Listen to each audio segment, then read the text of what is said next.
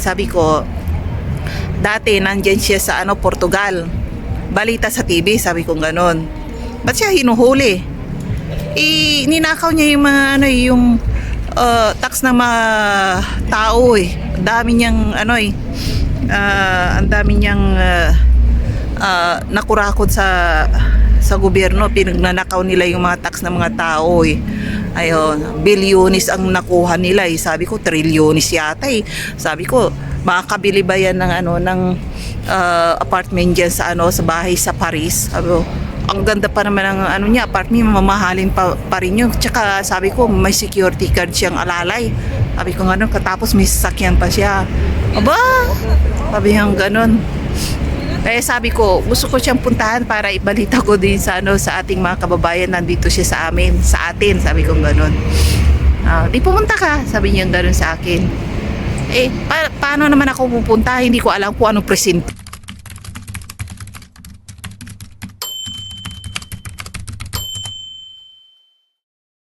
Kanina pa ako salita ng salita. Ayun pala, turn off na yung camera ko. Pinag-uusapan is si Saldico.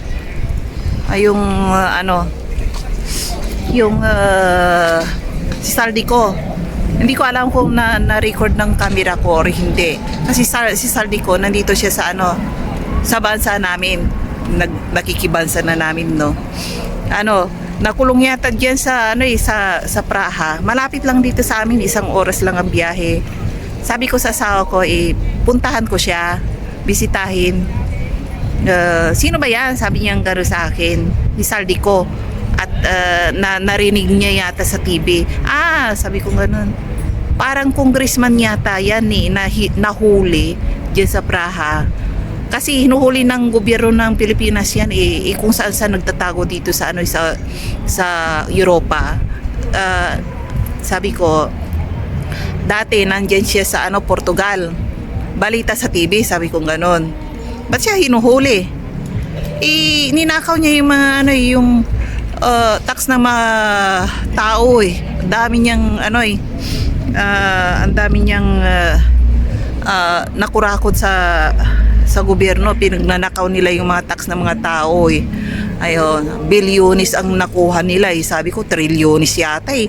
Sabi ko, makakabili ba yan ng apartment dyan sa bahay sa Paris? Sabi ko, ang ganda pa naman ng niya, apartment, mamahalin pa rin yun. Tsaka sabi ko, may security card siyang alalay. Sabi ko gano'n, katapos may sasakyan pa siya. Aba, sabi niyang gano'n.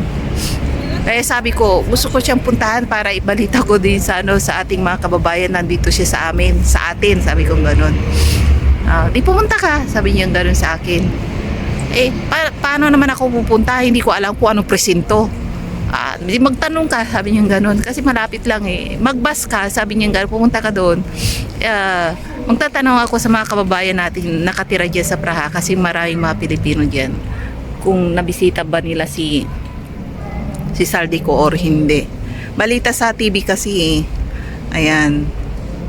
Kung ako, sabi ko sa asawa ko naman, kung ako si Saldico, kumuha siya ng asylum seeker dyan sa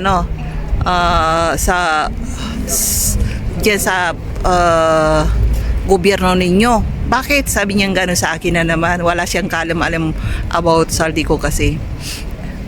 Kasi kapag umuwi yan, sabi ko, delikado ang buhay niya. Sabi ko gano'n, makukulong siya. Hindi alam kung anong gagawin nila sa kulungan sa kanya. Ganun ba? Sabi niya gano'n. Para hindi siya masaya eh. Katapos sabi ko, kurakot ang mga yan eh. Sabi ko gano'n sa kanya eh. Ikaw yung mga naghahanap buhay, ninanakaw lang nila ang tax eh. Sabi ko gano'n. Ganun ba? Sabi niya gano'n. Muwi na lang siya. Sabi niya gano'n sa kanya. I-deport na lang siya. Sabi niya gano'n. Parang ayaw niya eh. Parang ayaw niyang sinabi kong mag-asylum seeker siya rito. Parang umayaw siya eh, kaagad eh. Ayan. Kapag nung sinabi kong congressman siya, kinarakot niyang pera ng mga taxpayer, nagalit siya. Parang ayaw niya eh. Sabi niya, kaagad, umuwi na lang siya. Sabi niya gano'n. Ay nako. Sa mga kababayan ko dyan, ay babalitaan ko kayo kung anong nangyari. Sana mapunta ko doon sa Praha kung alam ko kung nasaan siya, magpapasama ako sa sawa ko, makikismis ako. Pupunta kami doon. Ayan. Ay, kung may rally doon about this one, or i-report siya kung kailan, at magpapakita siya diyan. Kasama ako, pupunta ako. Gusto ko nga sana puntahan si Duterte. Malayo yung Netherlands, 9 hours. May 9 hours. Ayan, 9 hours. Malayo-layo tayo kasi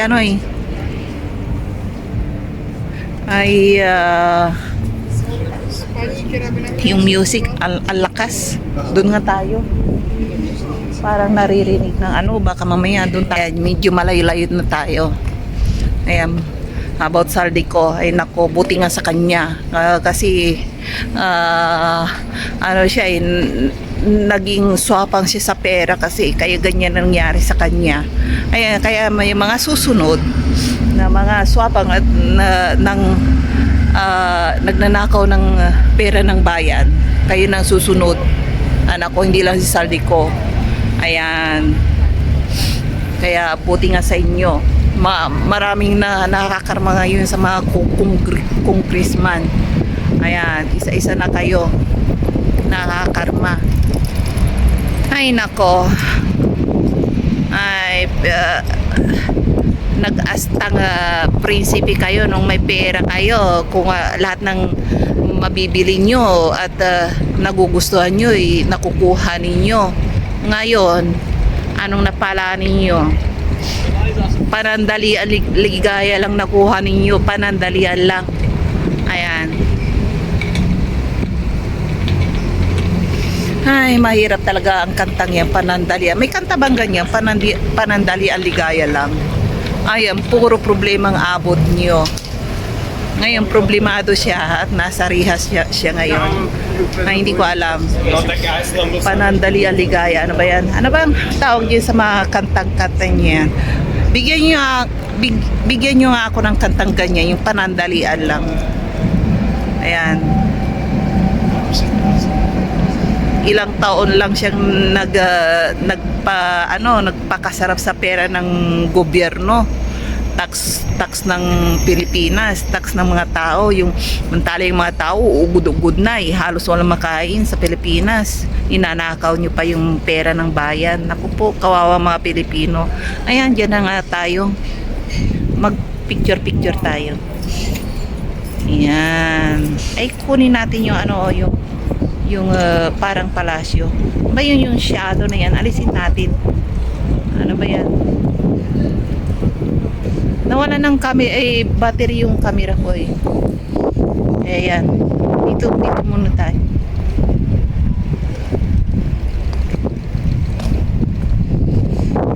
Ayan.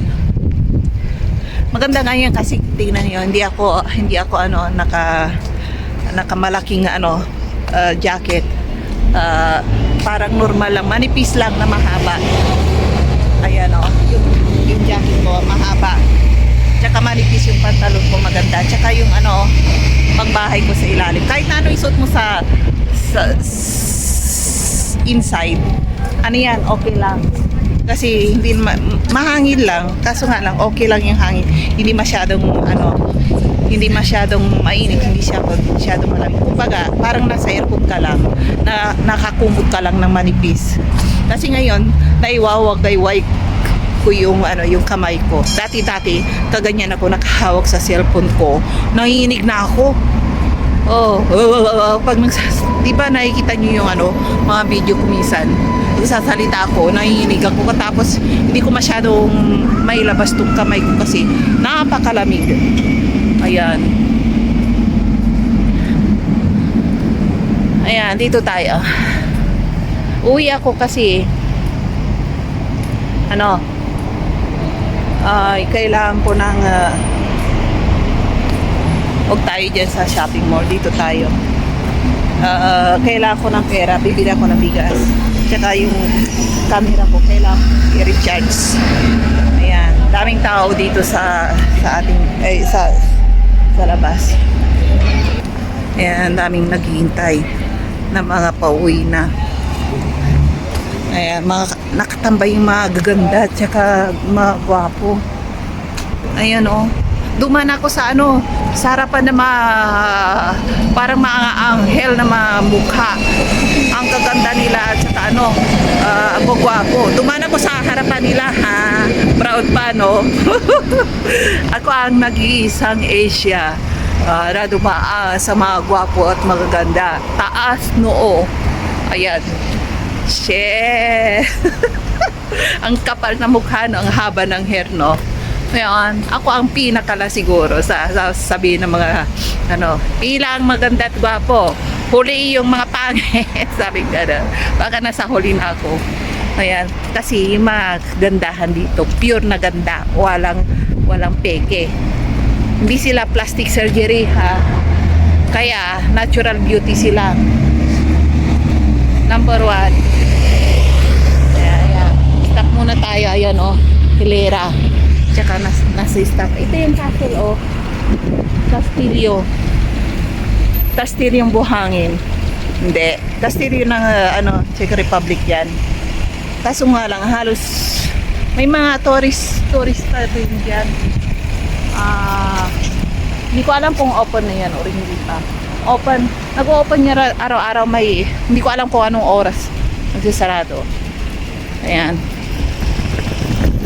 Uwi tayo sa bahay kasi kailangan ko ng pera na iwanan ko yung pera ko dun sa lamesa. Kaya baka nandun na yung anak ko kaya wala siyang wala siyang susi, kailangan niya kailangan ko umuwi. Hindi ako pwedeng magtagal dito, magalit yun. Naiwanan niya yung susi niya sa loob ng bahay eh. Kaya, tara.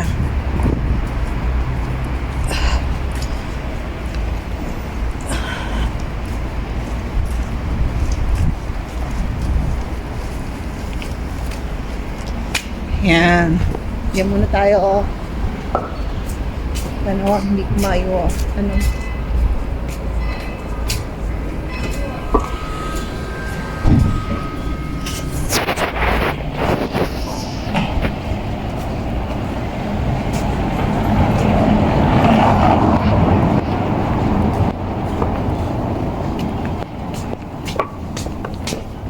Lakad-lakad tayo. Naka-shade tayo ngayon.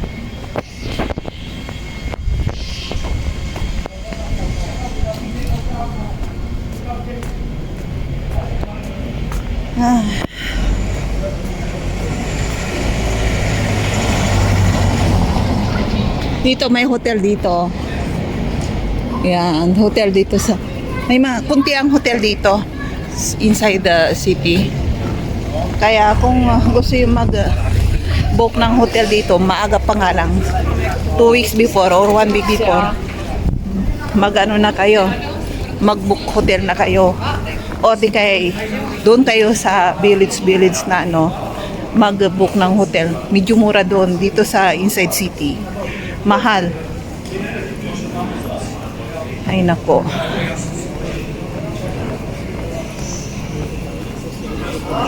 Yan oh. Kaya kung papunta kayo rito, kailangan nyo ng check money. Huwag na kayong papalit ng yung cash. Magdala lang kayo ng credit card ninyo. Ay, credit card. Visa card or mga card. Mag-withdraw na lang kayo rito sa ATM machine card.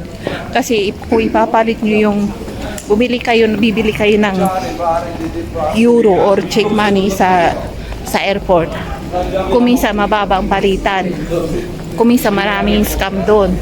Kaya mas maganda kayo na lang mismo mag-withdraw kung may credit card kayo or visa card. Mas safety. Ayan.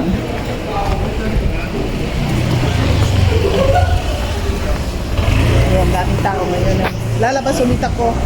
Ayan, nagpa-araw ako. Vitamin D, oh. Maganda. Ay, nako. Magandang araw ngayon. Tumatagos sa sa balat ko yung init. Parang binuksan mo yung bintana, naka-aircon ka. Ganun ang lamig. Hindi hindi ka pagpapawisan. Maganda ang klima. Maganda sa buhok din. Kaya nakikita niyo yung vlog ko. Hindi ako naka-ponytail. Nilulugay ko parating buhok ko. Kasi malambot kapag sa malamig na malamig. Malambot tsaka masarap ganyan-ganyan yung buhok. Ayan, daming tao. Ayan. Ganda pala kasi kung minsan lumalabas ako, alas 2 ang stress. Ngayon maganda pala pag maganito yung time. Kaya sa restaurant nung nakaupunan sila sa labas, dati ayaw umupo dyan. Kasi malamig, tsaka may snow. Sawa na kasi yung mga tao sa snow dito. Lifetime sila. Yung walang mga kamag-anak sa ibang bansa or dito na talaga lumaki at dito na rin tatanda, sawang-sawa na sila sa snow. Kaya yung iba na ang ginagawa kapag ganitong summer, nagbibilad sila sa araw. Kung makapunta minsan sila sa sa ibang country, ang pinipili nila talaga yung mainit na lugar. Kahit na 40 degree up to 50 degree, okay lang sa kanila yun. Nagsasunbathing sila. Sunbathing pala, bathing. Ayan. Dito tayo sa city. Ayan, ito, may Indian restaurant dito Hindi ko alam kung may customer sila. Tara, uwi muna tayo baka nandun na yung anak ko sa bahay.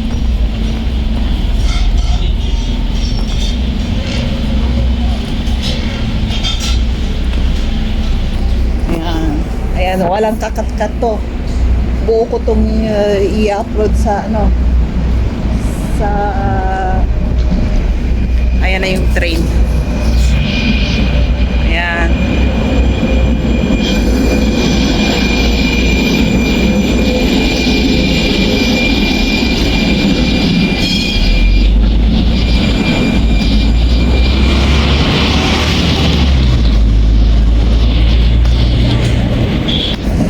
Yan sa ay may nagtitinda dito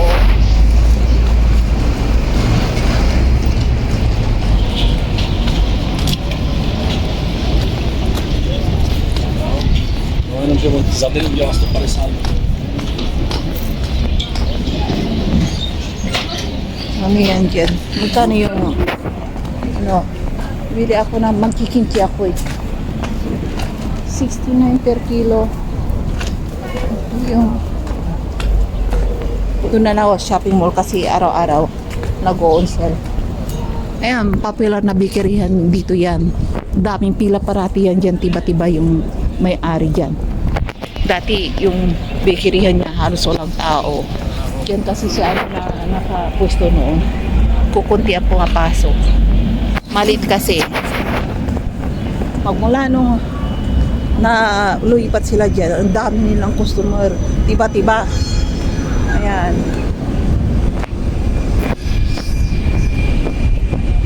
Ayan ganito ang buhay pag nakatira ka sa Czech Republic, sa inside city. Feeling social parati. Kailangan magsuot ka ng maganda rito kasi pag pangit ang attire mo rito, kapag kamalang kang homeless, wala kang pera, yung bang ganun, isnabin ka. Lalo kapag pumasok ka sa shopping mall, yung mga gwardiya tinginan sa'yo parati. Yung mga gwardiya pa naman dyan, mga masusungit. Pinapalayas yung mga student doon sa restaurant na umuupo na nagkukuntuhan. Kaya pinapalayas niya. Ang sungit ng gwardiya rito sa shopping mall na to. Kaya kailangan kapag umupo ka doon sa restaurant, mag-order ka kahit na ice cream lang. Pakita mo sa gwardiya resibo na umorder ka. Kundi palalayasin ka niya kahit na sabihin mong tatay at nanay mo yung milyonaryo kapag wala kang order dyan. Wala siyang pakialam. Umayos ka. Ganun ang ginagawa eh. Ay, nako. Ay, ano. Diba, maganda. Ayan na namin yung tram. Ayan. Itong tram na to, number 5. 5 at saka 11. Papuntang ibang city yan. Itong bus naman to, papuntang ibang city rin. Ayan.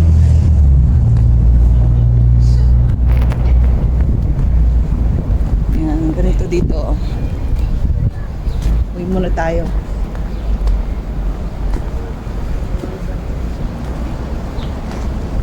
Ayan yung train. Ayan, mamaya na tayo, mag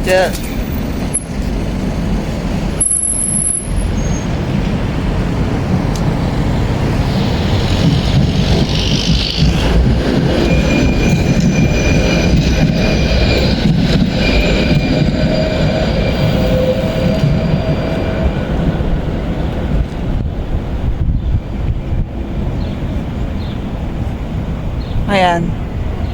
Bagal naman ang bus. Bagay, hindi na pwedeng kaskasero dito. Mga kaskasero lang dito, yung mga pulis, tsaka ambulansya. Wala silang pakialam basta yung overspeeding sila, nagmamadali. Pag halimbawa, may hinuhuli sila. Nag-overspeeding sila.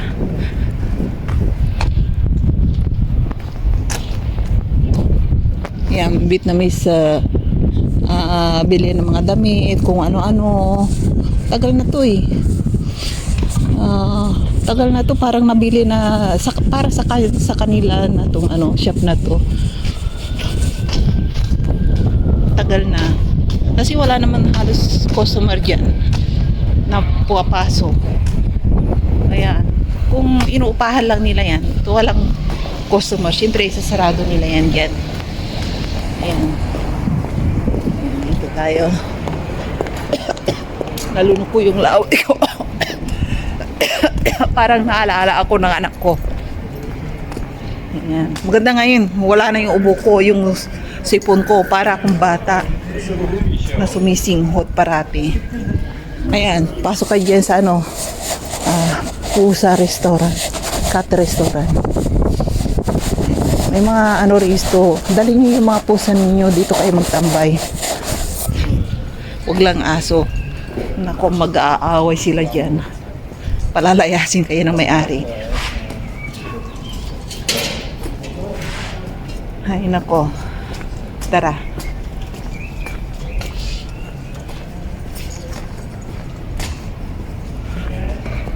Sa bahay na lang tayo magkwentuhan.